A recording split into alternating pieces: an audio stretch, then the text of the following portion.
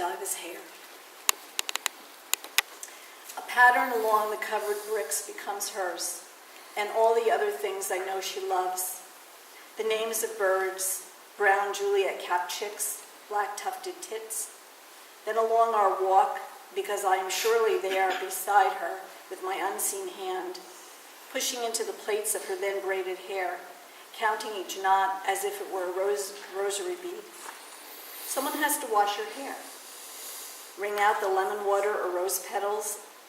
I have lain in thinking of all those languages, the honeyed trail of words that drips her name down and through the thick air.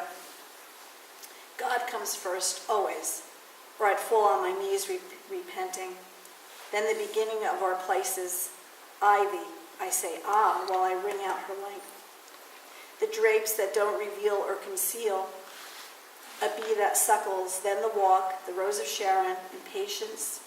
She is mine, and I am responsible and happy to aid her as we avoid the tyranny of men, of tax.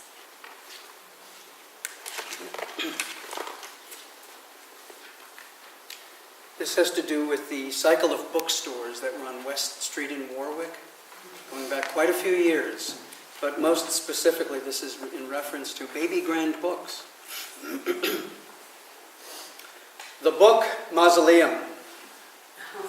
Virginia creeper hangs from the storefront roof of an old brick building, once a furniture cellar and funeral home, now an odd bookstore.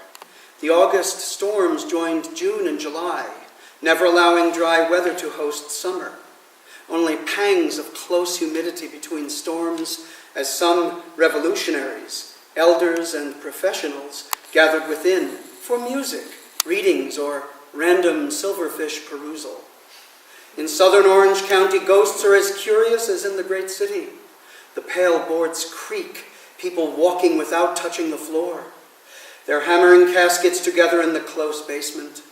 Laborers are moving heavy furniture on the first floor.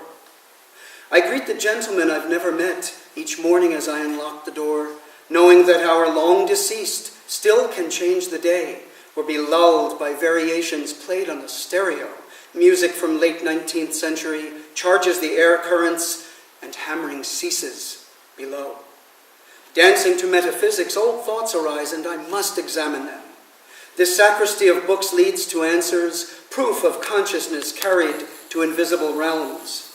Here is a vortex of ideas, time's demands on old texts, occult knowledge, fading collective myths, theories and genius verses, a lonesome library banished from the light of young hands to a side street curiosity shop, waiting for a chosen wanderer to breathe fitful eccentricity and free condemned ghosts from long shelved pages. And now we will cleanse your palate with a 10-minute mental palate, 10-minute intermission, and after the second half, we will cleanse your palate with wine.